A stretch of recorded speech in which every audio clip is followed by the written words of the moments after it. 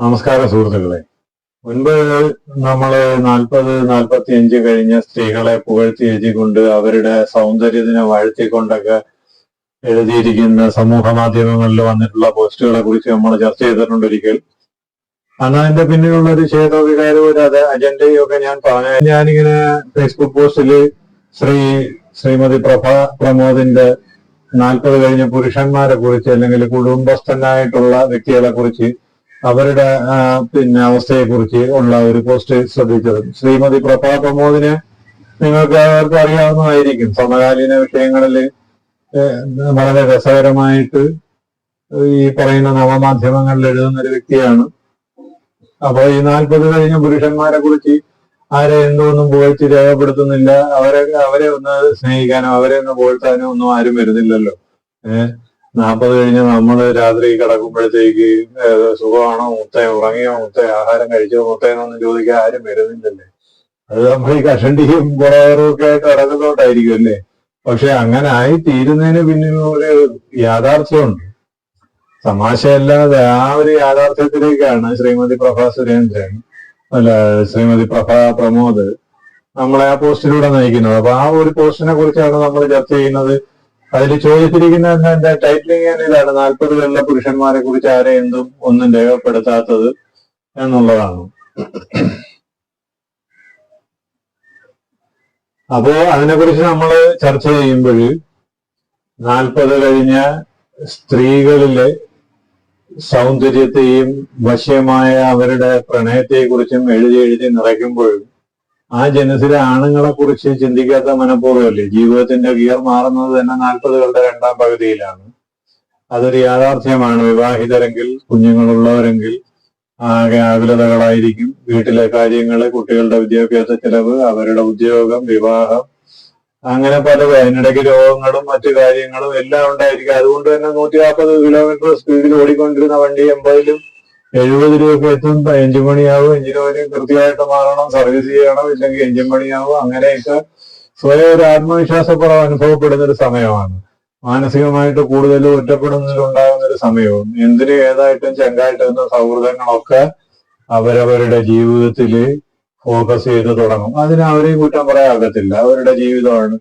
ഈ സമയം ജീവിത പങ്കാളിയായ സ്ത്രീയായിട്ട് ഈസ്ട്രജൻ ഹോർമോൺ സ്വാഭാവികമായിട്ടും കുറയുകയും അവളിൽ പുരുഷ ഹോർമോൺ കൂടുകയും ചെയ്യുന്നതുകൊണ്ട് കൂടുതൽ ബോൾഡാകും. മക്കള് അമ്മയുടെ കൂടാവും. തമാശകളും കൂട്ടുകാരുടെ വിശേഷങ്ങൾ പങ്കുവയ്ക്കലും പൊട്ടിച്ചിരികളും. അങ്ങനെ അവരെ വീട്ടിലെ ആഘോഷമായിട്ട് അങ്ങ് മുമ്പോട്ട് പോകും. അമ്മയ്ക്ക് എന്താ ജിമ്മി പോയിക്കൂടെ, അമ്മയെ ഡ്രൈവിംഗ് പഠിപ്പിക്കട്ടെ, ഡാൻസ് പഠിക്കണമെന്ന് അമ്മയ്ക്ക് ഒരു മോഹം ഉണ്ടായിരുന്നെങ്കിൽ പറയാൻ പോരെ, ഇപ്പൊ വേണേലും പഠിക്കാമല്ലോ. ഈ സമയത്തൊക്കെ പാവപ്പെട്ട അച്ഛൻ അവിടെ ജാതികസേരയിൽ പത്രവും വായിച്ചിരിക്കുകയായിരിക്കും. പുള്ളി വീട്ടുകാര്യങ്ങളും അതും ഇതും രോഗങ്ങളും എല്ലാം ചിന്തിച്ച് നിൽക്കുമ്പോഴും അമ്മയ്ക്ക് ചുറ്റും കുട്ടികൾ ഇങ്ങനെ പാറി നടക്കുന്നു. അമ്മയും കുട്ടികളും അവരുടെ ഒരു ജീവിതമായി. ആകാശം ഇടിഞ്ഞു വീണാലും ഞാൻ ഇങ്ങനെയാണെന്നുള്ള മനോഭാവത്തിലെത്തിയ 40 കഴിഞ്ഞ സ്ത്രീകളാവട്ടെ അവർ ആത്മവിശ്വാസത്തിന്റെ കൊടുമുടിയിലായിരിക്കും. ഞാൻ ഈ പറഞ്ഞ ഹോർമോണിന്റെ കാര്യങ്ങളുമുണ്ട്. എന്നാൽ പുരുഷനോ സ്വന്തം കുഞ്ഞുങ്ങളുമായിട്ട് മക്കളുമായിട്ട് പോയി 40 കഴിയുമ്പോഴത്തേക്ക് ഒരു അകൽച്ച ഉണ്ടാകും, ഒരു ഗ്യാപ്പ് ഉണ്ടാകും. കുടുംബനാഥൻ എന്നുള്ളത് മാത്രമല്ല, അയാൾ സാമ്പത്തികമായിട്ടുണ്ടാകുന്ന ഈ ടൈറ്റ് കൊണ്ടും കൂടാണെന്ന് ഒരു പെണ്ണിനെ മനസ്സിലാക്കാൻ മറ്റൊരു പെണ്ണിനെ ആകും. അതൊരു സത്യം തന്നെയാണ്. സ്ത്രീ സൗഹൃദങ്ങളിലെല്ലാം തന്നെ തുറന്ന കുറച്ചുകളും പ്രശ്നപരിഹാരങ്ങളും എളുപ്പത്തിൽ നടക്കുന്നു. പക്ഷെ പുരുഷന്മാരുടെ ഇടയ്ക്ക് പ്രശ്നപരിഹാരങ്ങളുണ്ടോ? പുരുഷൻ അവന്റെ വീട്ടിലെ കാര്യങ്ങൾ ആരെങ്കിലുമായിട്ട് ചർച്ച ചെയ്യാറുണ്ടോ? അവന്റെ സുഹൃത്തുക്കളുമായിട്ട് ചർച്ച ചെയ്യാറുണ്ടോ? ഇല്ല. എന്തുകൊണ്ടാണ് ചർച്ച ചെയ്യാത്തത്? ചർച്ച ചെയ്താലും അവിടെയും പുരുഷനൊരു കോമാളിയാവുകയാണ് ചെയ്യുന്നത്. കുടുംബനാഥൻ എന്നുള്ള നിലയിൽ അവിടെ കോമാളിയാവുകയാണ്. സ്വന്തം വീട്ടിലെ പ്രശ്നങ്ങൾ സുഹൃത്തുക്കളുമായിട്ട് ചർച്ച ചെയ്യുമ്പോൾ അവിടെയെങ്കിലും ഒരു ആശ്വാസം കിട്ടുമെന്ന് കരുതുന്നിടത്ത് അവരും ചോദിക്കുന്ന നീരാണല്ലോ ഇതൊക്കെ അങ്ങനെ സഹിക്കണ്ടേ. സമൂഹവും ചോദിക്കുന്ന അതാണ്, ബന്ധുക്കളും ചോദിക്കുന്ന അതാണ്. നീ എന്താ ഇങ്ങനെ ഒരു പെങ്കോന്തനായി പോകുന്നത്? യഥാർത്ഥത്തിൽ അയാളുടെ മാനസിക പ്രശ്നങ്ങളും വിഹ്വലതകളുമാണ് പങ്കുവയ്ക്കുന്നതെന്ന് മനസ്സിലാക്കുന്നവരുണ്ട്. ഒട്ടും കാണത്തില്ല. കുട്ടികള് അമ്മയുടെ കൂടെ, അമ്മയും കുട്ടികളും അവരവരുടെ ജീവിതം ആയിട്ട് അവര് സന്തോഷിക്കുമ്പോൾ ഈ പറയുന്ന അമ്മ പോലും, അതായത് ഈ കുടുംബസ്ഥന്റെ ഭാര്യ പോലും കുടുംബസ്ഥനെ മനസ്സിലാക്കാൻ നോക്കുന്നില്ല. അയാള് ജോലി കഴിഞ്ഞ് വരുന്നു, അയാള് കുളിക്കുന്നു, അയാള് പത്രം വായിക്കുന്നു, ഇവര് വീട്ടില് സന്തോഷവും ചിരിയും കളിയുമായിട്ട് പോകുന്നു. ഒരു സന്തോഷവും സ്കൂളിലെ കോളേജിലെ കാര്യങ്ങൾ അപ്പൻ്റെ അടുത്ത് എന്ന് പറയുന്ന ആ ഒരു രീതി നിന്ന് വിട്ടുപോകുന്നു. അപ്പൊ അയാൾ കൂടുതൽ ഒറ്റപ്പെടുകയാണ് ചെയ്യുന്നത്. അപ്പൊ ഈ സുഹൃത്തുക്കളുടെ അടുത്ത് ചെന്നാല് ഒരു ശരാശരി മലയാളി അയാളെ കുറ്റപ്പെടുത്തുകയുള്ളൂ. പിന്നെ ആകെയുള്ളത് ഇതെന്ന് പറഞ്ഞാൽ 2 പെഗ്ഗടിച്ച് പതിയെ ഉള്ളിൽ ചെന്നതിന്റെ ധൈര്യത്തിൽ കിടന്നുറങ്ങുക.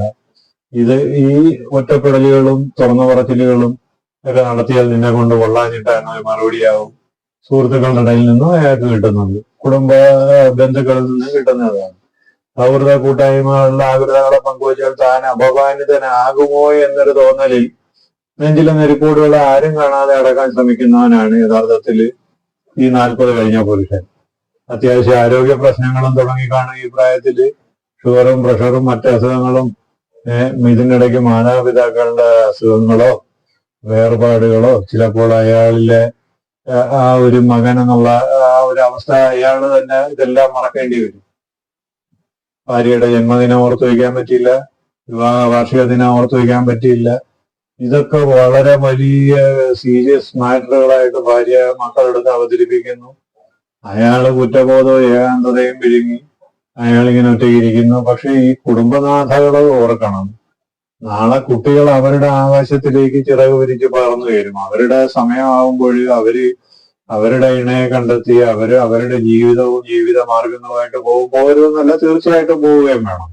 അന്ന് നിങ്ങളുടെ കൂടെ ഉണ്ടാകുന്നത് നിങ്ങളുടെ ഈ ഭർത്താവ് തന്നെയായിരിക്കും.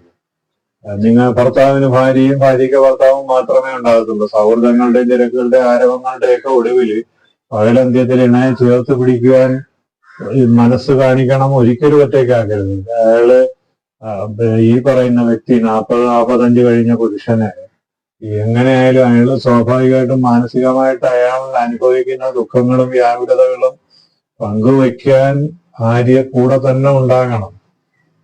അധിക നേരവും എപ്പോഴും വേണമെന്നില്ല. നിങ്ങളുടെ മക്കളുമായിട്ട് നിങ്ങൾ സന്തോഷമായിട്ടിരുന്നോ, പക്ഷെ രാത്രി ഒരു അല്പസമയമെങ്കിലും അവന്റെ അടുത്തിരുന്ന് അയാളുമായിട്ട് എന്താ നിങ്ങൾക്ക് ഇത്ര വിഷമം, കാര്യങ്ങളൊക്കെ ചർച്ച ചെയ്യുക. അയാളുടെ വീട്ടിലെ കാര്യങ്ങൾ, സ്വന്തം വീട്ടിലെ കാര്യങ്ങൾ, മക്കളുടെ കാര്യങ്ങൾ, മക്കൾ അന്ന് പറഞ്ഞ കാര്യങ്ങൾ, മക്കൾ പഠിക്കാൻ പോയ സമയത്തുള്ള കാര്യങ്ങൾ എല്ലാം ഒന്ന് പറഞ്ഞു കേൾക്കുമ്പോൾ പുള്ളി കൂടുതൽ അറ്റാച്ച്ഡ് ആകത്തേ ഉള്ളൂ. അത് നല്ലതല്ലേ? കുടുംബവുമായിട്ട് വീണ്ടും ചേർന്ന് ഇണങ്ങി പോകത്തേ ഉള്ളൂ. ഈ ഒരിക്കലും അകലാനുള്ള സാഹചര്യം നമ്മൾ സൃഷ്ടിക്കരുത്, ഇരുകൂട്ടരും. പക്ഷേ ഞാനിത് പുരുഷന്റെ കാര്യം എടുത്ത് പറയാൻ കാര്യം, നമ്മളൊന്ന് സംസാരിക്കുന്ന പുരുഷൻ അനുഭവിക്കുന്ന ദുഃഖങ്ങളെ കുറിച്ച്, ഒറ്റപ്പെടലുകളെ കുറിച്ച് ആയതുകൊണ്ടാണ് പുരുഷന്റെ കാര്യം പറയുന്നത്. സ്ത്രീയുടെ കാര്യം ഞാൻ നേരത്തെ പറഞ്ഞു. അപ്പൊ ഈ ഒരു സംഭവത്തില് അയാളോട് ചെയ്യാവുന്ന ഏറ്റവും വലിയ കാര്യം അയാളെ ഒറ്റപ്പെടുത്തുക എന്നുള്ള സാഹചര്യത്തിലേക്ക് എത്തിക്കാതിരിക്കുക. എല്ലാ ദിവസവും കൂടെ നിർത്തി സംസാരിക്കുക, മക്കളെടുത്ത് പറഞ്ഞു കൊടുക്കുക. മക്കളെടുത്ത് പറയണം, നിങ്ങളുടെ അച്ഛന് ഈ പറഞ്ഞാണെങ്കിൽ നിങ്ങൾക്ക് വേണ്ടി ജീവിക്കുന്നതാണ്. അയാൾക്ക് പുറമേ കാണിക്കാൻ ഒക്കത്തില്ല. ഒരുപാട് പ്രശ്നങ്ങൾ, കാറിന്റെ ലോണ്, വീടിന്റെ ലോണ്, മറ്റു കാര്യങ്ങള്, ഓഫീസിലെ തിരക്കുകള്, വീട്ടിലെ ചിലവുകള്, ഇതെല്ലാം കൂട്ടി യോജിച്ച് കൊണ്ടുപോകുമ്പോൾ അയാൾക്ക് ചിരിക്കാനും കളിക്കാനും ഒന്നും ഒത്തില്ലാന്ന് വരും. അപ്പൊ ഇതൊക്കെ മനസ്സിലാക്കി നമ്മൾ കൂടെ തന്നെ ഉണ്ടായിരിക്കണം എന്നുള്ളത് പറഞ്ഞ് കുട്ടികളെയും പറഞ്ഞ് മനസ്സിലാക്കണം. അപ്പൊ ശരി, നമുക്ക് മറ്റൊരു ചെറിയ സബ്ജക്റ്റുമായിട്ട് അടുത്ത വീഡിയോയിൽ കാണാം. അപ്പൊ അതുവരേക്കും വണക്കം, വന്ദനം, നമസ്കാരം. എപ്പോഴും കൂടെ ഉണ്ടാകുമെന്ന് പ്രതീക്ഷിക്കുന്നു. ഓക്കെ തന്നെ.